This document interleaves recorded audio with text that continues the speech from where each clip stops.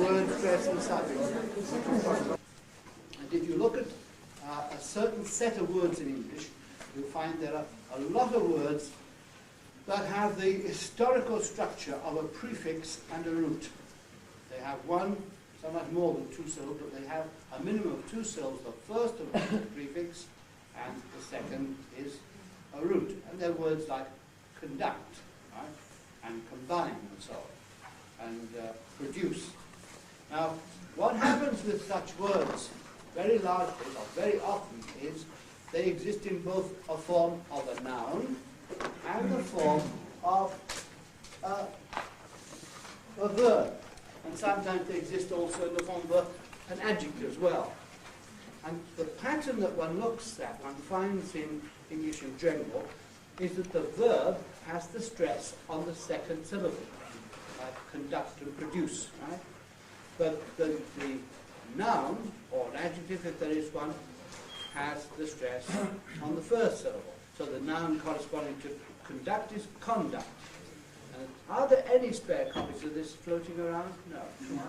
We'll have to get some more made, but just try and look on with somebody else for the moment, if you like. So the corresponding noun to conduct is conduct. Corresponding noun to produce is products. Now, what was the problem then I saw here? Well, these simply have to be learnt as such. You have to use it, pronouncing dictionary or any other dictionary to tell you if there is a difference.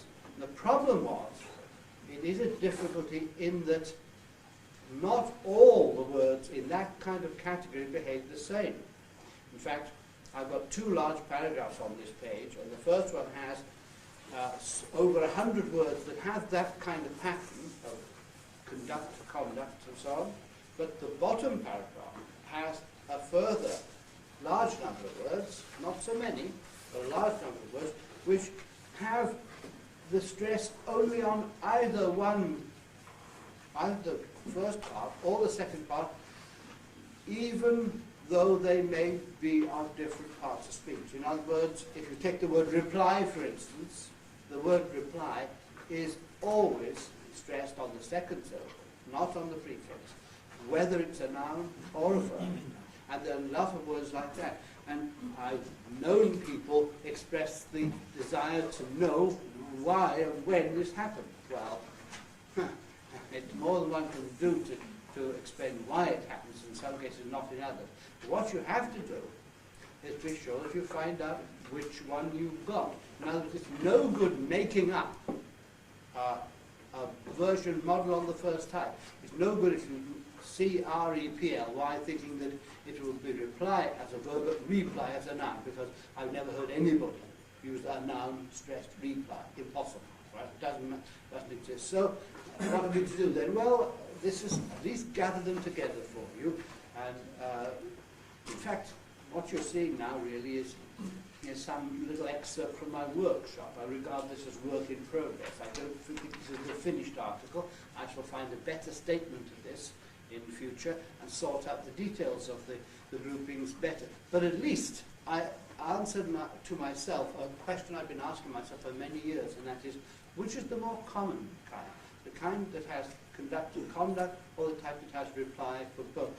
Which is the more usual kind? And I rather thought at one time it might be the second type, but it works out, and now I've been through the whole dictionary, a sleepless night, and during this week enabled me to, rather sleepless, to finish doing this in my head, going through the whole of the words with prefixes in the dictionary, and it works out that there are fewer of the type where the stress is constantly on one syllable than the type where the stress moves across to the later syllable, post-initial syllable for the verb. So at least there you are, there's a warning, and you can read that to set through and get an idea of what kinds of word behave one way and what kinds the other. The historical reason for it, I suppose, is that what's happening is when these words were borrowed, and then as they have prefixes that are mainly of Latin origin, ultimately at least, they tend to have had, in an earlier form of the language, two stresses, a stress on the prefix and a stress on the root. And what has happened is that we have tended to Well, this is a universal tendency in language, is to unify a word more, and it tends to push the stress to the front of the word. And certainly in English we tend to progressively shorten words and make them have an earlier stress rather than a later one, because that makes them more convenient to utter, really. So there it is. The process of pushing the stress to the front, at least of the noun, has not gone on very fully in the bottom paragraph set. You have to be careful. There are all sorts of little oddities, and we vary in this way in different dialects of English. And there's a tendency for increasing numbers of the earlier type to happen, but they tend to happen sometimes only in the colloquial language. For instance, you've got words like advert. That's a relatively new word that didn't exist 200 or even perhaps 100 years ago, made from the word, shortening the word advertise and so on. And it's advert as a noun, of course. In American English, in British English we say address for both the noun and the verb, but in American English they say address very often for the noun. So they carry that on. But be careful, don't try and do it with all words. If you do it, for instance, with the word reward, you will sound very funny indeed, because I have heard the pronunciation reward, right? But I've heard it from cowboys only, right? It's a typical pronunciation. They add a little colour to the language of the action in a cowboy film, an American Western film. They will introduce these funny pronunciations. I don't even know whether they really seriously exist, but at least Texans and other cowboys have a reputation for using these rather unusual forms, and they add colour, as I say. And it is true that in different parts of the English-speaking world you will get this. For instance, one of the great characteristics of Northern English is that a lot of these prefixes have clear vowels, whereas they have reduced vowels in Southern English. And so a Northerner, as you can see from Professor Wells' dictionary, which includes educated Northern pronunciation, will not say exhaust with vowel number 2 or number 12, the exhaust, but he'll say exhaust, exhaust. And he'll actually even move the stress to the first syllable, so the exhaust of a motor car. Now that's not general English. You won't find that in the rest of the English-speaking world, but you will find it in parts, some speakers in Northern English. But your job then is to avoid doing these curious things that will perhaps excite the attention of most people in the rest of the English-speaking world, because they're only done by a very small number of people. And there you are, I've done what I can. Before I leave the topic completely, as I say, this is a kind of thing, this moving the stress to the beginning of a noun at least, is on the increase, if you like, only gently, only slightly. I can remember all the dictionaries I looked at when I first started looking into such things used to recommend or include only as the pronunciation for the word defect. They all said the noun was defect, right? The verb is always defect. Defect has different senses in noun and verb. To defect, for instance, to go from one political side to another. Many Russians defected to the West, that sort of thing. But a defect is also something that's wrong with something. But nowadays, over the last 30 or 40 years, I've heard this happen increasingly, the pronunciation of defect for the noun has been adopted. It's hard to see quite how this little process goes on, but it does happen. And in one particular case, one could really find out how it happened and traced it. It's not often that something is clearly happening before your very eyes in the history of the language. But it happened with one particular word, famous for it in a way, that's the word dispute. Right?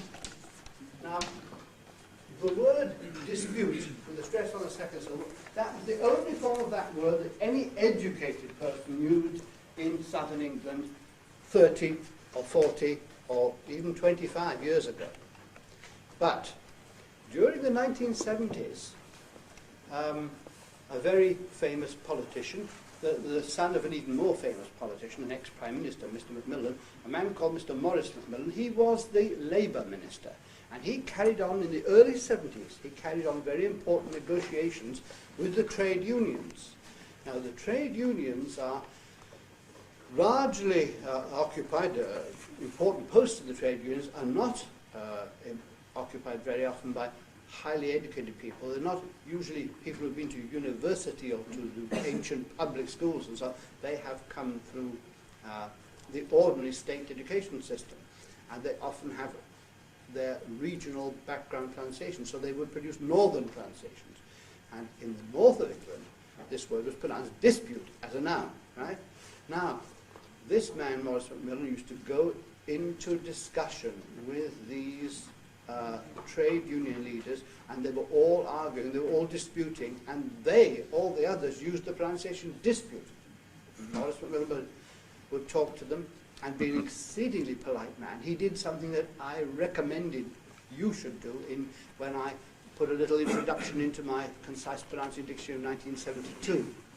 I said that if you're in doubt about the pronunciation of a word and you can't look it up, and other people are using it around you, and you think perhaps they're saying it incorrectly, you say it incorrectly too. Join them. Right? It's better to be doing the same as other people are than to be the only soldier in step. Have you heard that expression? The only soldier in step, the only one who's right out of all. In fact, the only one who's right out of the whole mass of people is usually, in fact, the only one that's wrong. But there it is. I recommended that. But the point is, I think that Morris Macmillan was too polite to say, keep on saying dispute now. He adopted their pronunciation, because there's one awkward thing about this, and you experience this if you're a teacher of English as a foreign language. I very often say a word to people and say it emphatically, and I'm agreeing with them, and I make a comment, I am not correcting them. Right? In fact, I make a rule never to correct any of my students in conversation. Right? I don't do it, never do it. I think it's impolite, right? So I won't do it. Even if they're very wrong. I may take them on one side afterwards and explain that they're not saying something correctly, but in the middle of a conversation, I ignore all errors. Right? So, anyway, I think being a polite man, Morris Macmillan adopted their so-called wrong pronunciation. It had been regarded as wrong. And then what happened? Well, he got so used to doing it, it became his habit, and he would come on television, come out of the negotiating rooms, come on television and say to the whole nation, we have solved our dispute. And overnight the word changed. Overnight the word became respectable. And anybody, in fact most people had heard it so often on television, pronounced even by he went to Eton, he was an aristocrat if you like, his father was Lord something, I've forgotten now. But anyway, he pronounced it that way, it was all right. And now, it's very difficult to know which is the more usual pronunciation. As I said, 30 years ago, you never heard it, it sounded uneducated. Today, it sounds completely normal, perfectly well-educated pronunciation to use. Dispute for the noun. So things can change. And that's another reason you've got to have a dictionary that's up to date. Because God help you if you're using a 1930s dictionary, right? Even if it's the Daniel Jones of the 1930s. And pronouncing dictionaries do go out of date in some small respects like that.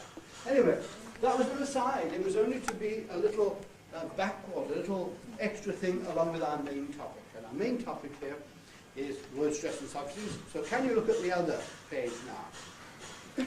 And my message is very simple about this. I haven't much to say on the topic, but I hope what I will say will be helpful. Here we are. I take the trouble of quoting it from my textbook of 1969. Now in there I gave two rules, very easy rules to remember, I think. The trouble with all the rules is they don't work all the time. So use them as a help, but always check to make sure you're right. Use them if you're in desperation and you can't get to a dictionary and you want to say the word, say it according to the rule. But if you know better, it may well be the rule's broken. But here it is then. Words of 2 or 3 syllables are generally stressed on the first unless that is a prefix, right? And as you saw, there were 100 words there that are stressed on the prefix, although there were 80 on the bottom of the last page I gave you that weren't stressed on the prefix at any time. So among the numerous exceptions to this rule are noted, especially pairs of nouns and verbs with their spellings identical, import and torment versus import and torment. What's interesting too, especially to me about those two words of the import and torment kind, is they have exactly the same phonemes, whether they are stressed to the first syllable or the second. So this is one of the things that enables phonologists to say we can prove that stress word stress is phonemic, is word distinguishing, because otherwise, if it weren't for stress, all the segments are being uttered in exactly the same way in these words.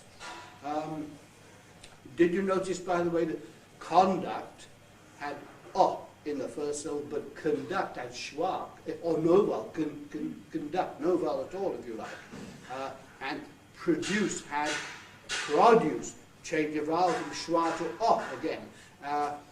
Refuse has refuse. It even not only changes the vowel in the first syllable from it refuse to refuse, it even changes the final s and z alternation you get.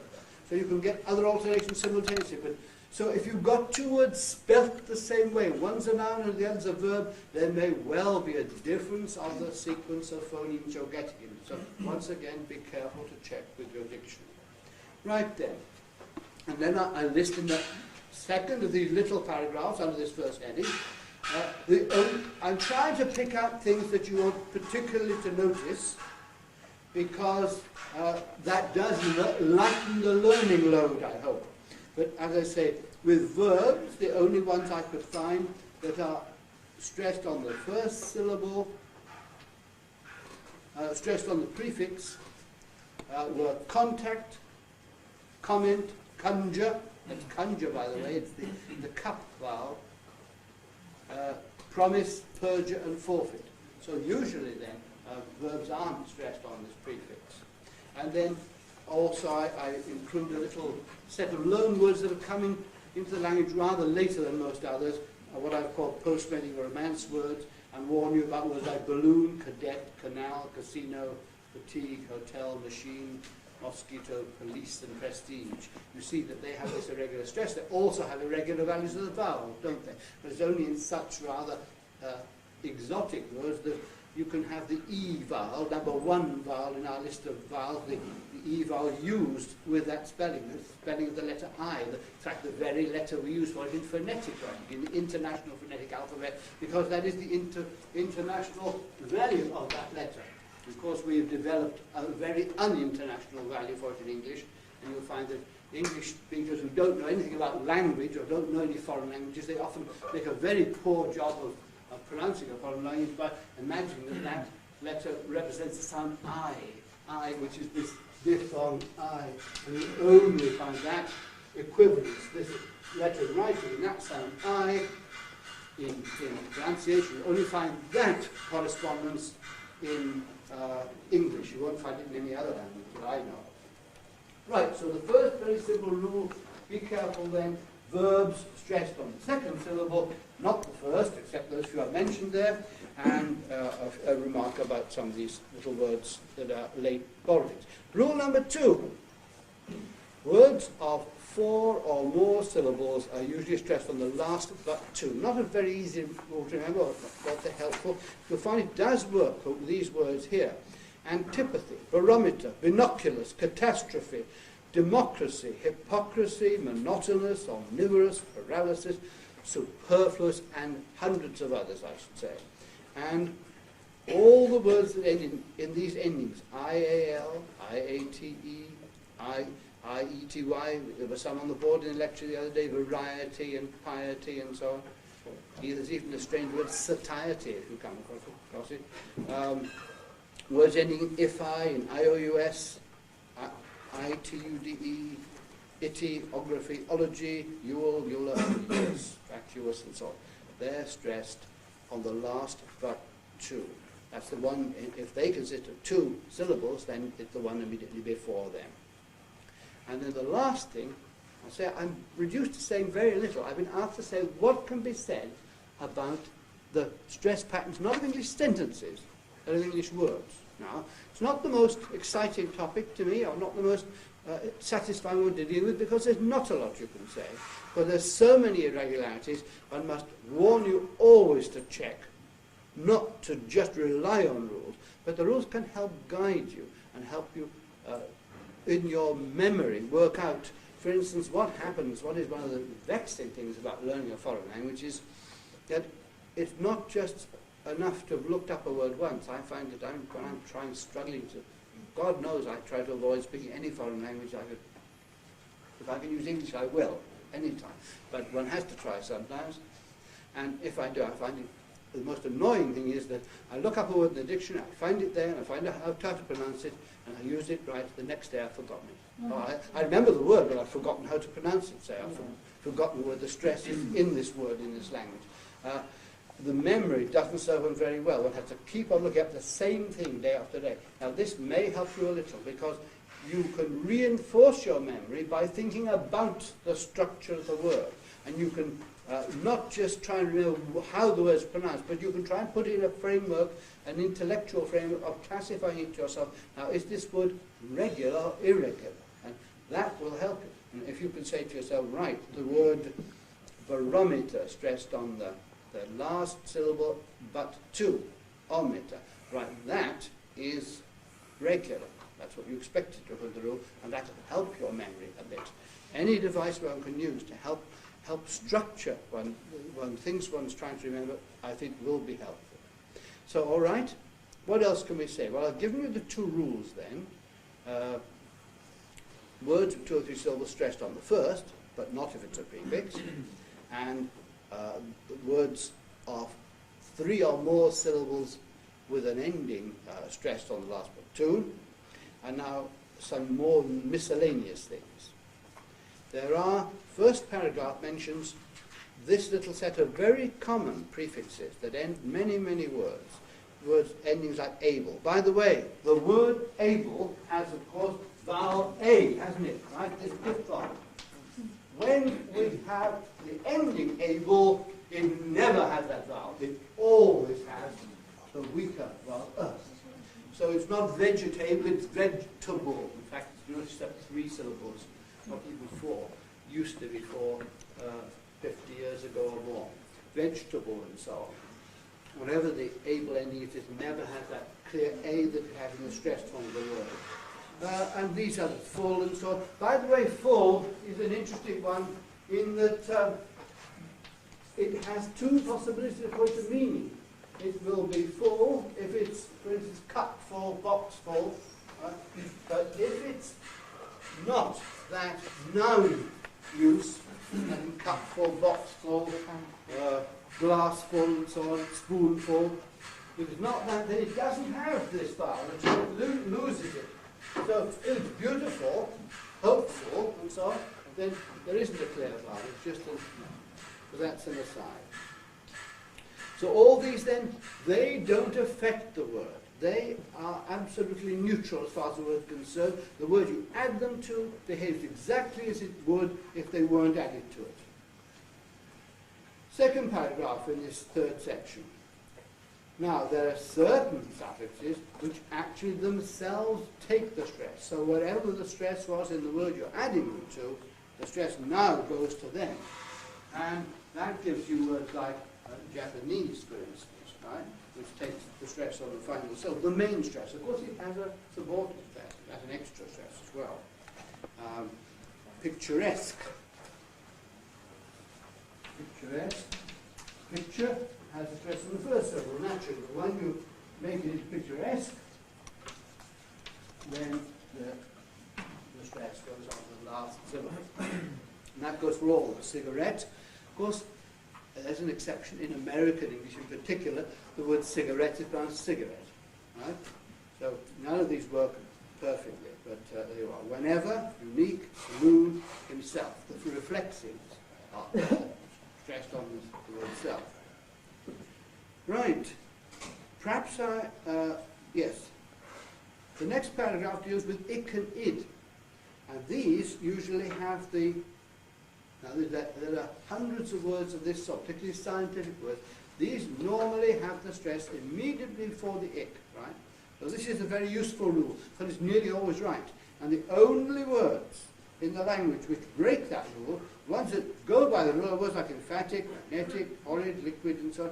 The ones that don't follow that rule, there are none that I know of in id words, and in the huge collection of ik words that are, there are only these words I've given you here, only about 8 or 9. So they are Arabic, arithmetic, Catholic, choleric, not a common word, heretic, lunatic, politics, and rhetoric. You can remember those words, they break the rule. So it's worth trying to remember those. All the other ick words you come across, you can safely put the stress immediately in front of the ick itself. And perhaps I should, when I said break off then now from that paper, to look at these. Because there's one other thing I want to tell you. To draw the line between, in talking what I'm talking to you about now, between sentence stress and the stress patterns of words is difficult in some cases. And perhaps this, what I'm going to talk about now, is going into the area of words, of sentence stresses. But anyway, here are a number of words that have two full stresses in them. They have an earlier level tone, and second isolation, and then a falling tone for the second. So they're words like upstairs, inside, Japanese, university, Waterloo, and so on. Two full stresses, but what I put them there to draw your attention to is that what happens to them in ordinary fluent speech is that they don't retain those two full stresses when they come as adjectives or attributives used before a noun, say. So when you have, for instance, Waterloo, which station are you going to? I'm going to Waterloo. But if you refer to the station, and now you put the main stress on station, you don't say, I'm going to Waterloo Station. That sounds too clumsy, too slow. And you knock out what was the chief stress before, what was the main stress, and you don't even stress that syllable at all. You say Waterloo, Waterloo Station, and you say upstairs loo, inside information, Japanese sandman will help you. Notice the stress has moved over, it's gone from the second syllable of Japanese. If you say Japanese writing, lose that stress. So that's the thing to watch for in particular. We talk about this university, but if we put college after it, we don't say university college. We say, I'm staying at university college. I'm taking a course at university, and the versity, which had been the chief stress, when the word was in isolation, goes all together, university college. And that's the most natural colloquial way to say it. Of course, it's not wrong to say the course is taking place at University College. And if I had to say it to you very slowly and carefully, because I thought you wouldn't understand or wouldn't catch it and so on, there was noise in the background, which thank God is not this very second, in that kind of condition, I would put in the potential stress there, that's there when university is said on its own, but not ordinarily, not in ordinary, natural, fluent speech. Okay then. So, not very much to say about any of these, but there's the list, complete list of ick words that go wrong, if you like. And then, verbs of 3 or more syllables ending in ate, fi, is, or ute, they take the stress on the last syllable but 2. So, there we are, advertise, concentrate, illustrate. These are 3-syllable words, remember. Illustrate, prosecute, recognize, substitute. And of course, the favourite thing for EFL learners to do is to put them too late, those stresses. Now, it's not a terrible disaster, but in fact, it does sound strange to most native English-speaking people if you put the stress too late in such words and you put it on the I. For instance, people who say, I didn't realise that. Well, there are some native speakers who do that, but they are some small communities, like, and not necessarily high prestige ones. Small communities like some groups of Scottish people and Irish people and some West Indians. But the whole of the rest of the English-speaking world is agreed on saying realise, not realise, and constitute, not constitute. Right? So it will sound much better, much more ordinary and normal if you stick to that pattern. We're having trouble currently with the words contribute and attribute and so on, because people are beginning to lose the habit of saying contribute, which is what they always used to say, which broke the rule, in fact, and they're now saying contribute. So they're bringing, perhaps it's because the rule's there subconsciously, they're bringing words like contribute into line with the others. and saying contribute. So you can say contribute if you want, not attribute, and so on, as verbs. Right? Not much left. Just a last comment about some difference between English and American usage, perhaps. In American usage, but not in British usage, French words are stressed at the end. Americans do this even if the word isn't French, although it's not appropriate for words like that. They'll do it with something like Zagreb, for instance, which is pronounced locally with a stress on the first syllable. And Americans are so fond of making foreign words behave this way because they hear French spoken this way. And of course, if a French speaker does say a word in isolation, then he will sound as if he is, in terms of English stress pattern, stressing the last syllable. So Americans say ballet, cafe, debris, garage, right? Whereas we, of course, say ballet, cafe, debris, garage, with our fondness for getting the stress to the front of the word. There's nothing morally superior about either way of doing it. It's just a fact of life that the Americans have this different pattern. And of course, occasionally, people who know French very well in this country tend to want to do it too, under the influence of the way the French use the words in isolation. And another interesting group, I dealt with the words that end in ate if they had 3 syllables, but a lot of words, verbs have ate at the ending in their 2 syllables. Words like, now if you use the British versions, frustrate, locate, migrate, and rotate. Lots of others too. The Americans will regularly pronounce those frustrate, locate, migrate, and rotate. So, all right, it's up to you. It's obviously, to use the American pronunciation of a word is not at all a bad thing. You're in line with a large proportion of English native speaker usage. So, it's not to be worried about very much. But there it is. There's not very much to say, is there, about English word stress. I could have said a good deal more. And if you look at a book, for instance, like Roach's Phonetics and Phonology of English, he tries to give you some very complicated rules based on some very intricate analysis of what happens in English. He tells you you have the stress moving here and there if you've got so many consonants and particular vowels in particular syllables. Fine if you can remember it, but I think the effort involved in remembering these transformational generative grammatical rules that he has dug out of famous books like Chomsky and Haller's Sound Pattern of English, you eggheads amongst you have heard of that book. If you go to these very abstruse analyses, these very difficult analyses of those things, then of course you do find some wonderful insights. They're fascinating, but they are so complicated that you're better just looking the word up in a dictionary and not bothering to try and memorize it. So that's why I've kept this as simple and short as possible. And lastly, I would like to say something far more important than any of the things I've said so far. But I'm going beyond my brief. My brief today was to deal with word stress, not with sentence stress. But what I find is, and particularly this applies to people like Japanese, not so much to Japanese, although it bothers everyone, but particularly Spanish speakers, French speakers, and so on. The absolutely unforgivable, unpardonable, hopeless thing to do in English is to confuse people by making them feel, when you say a sentence, that they have not remembered properly the first half of the sentence. You confuse them by making them think they heard something different in the first half of the sentence. Now, how is it you do that?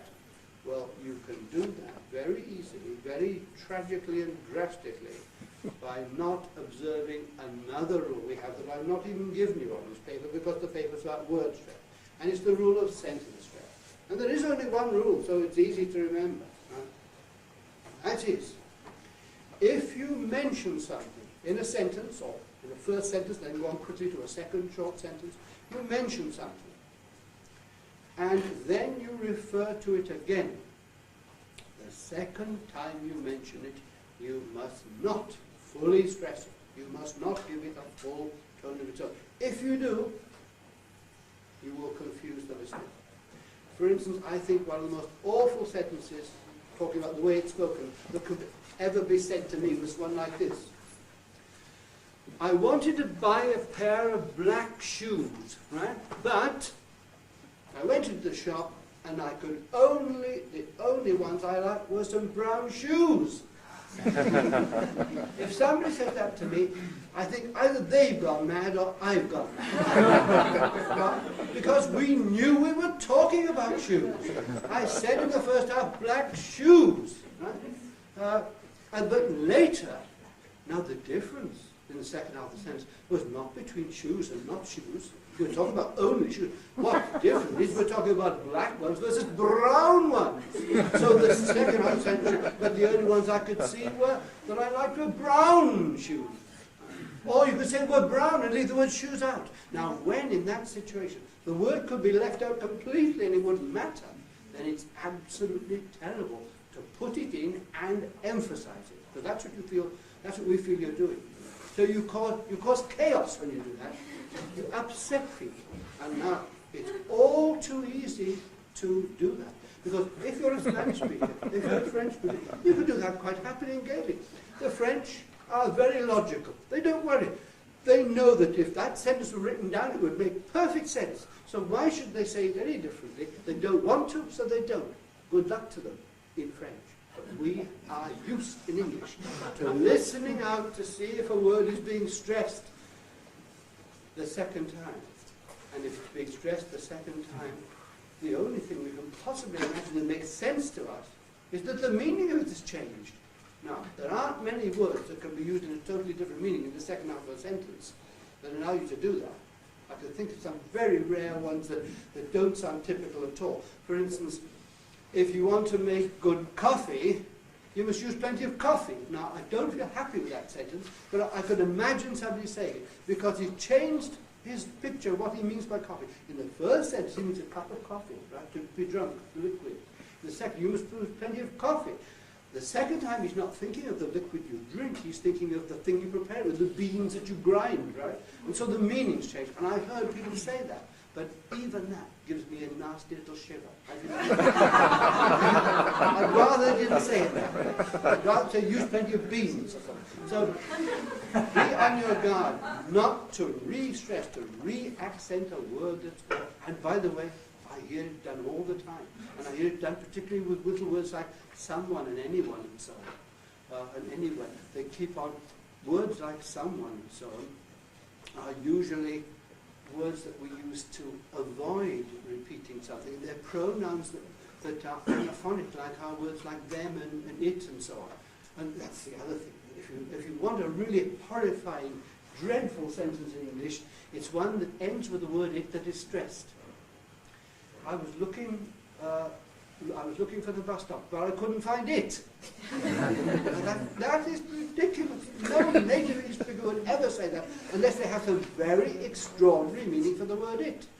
We wouldn't say I couldn't find it, but if you ever stress the word it in English, it's because you want to draw attention to the sex of the thing, that it's neutral. Right? It would not he or she, but it. Right?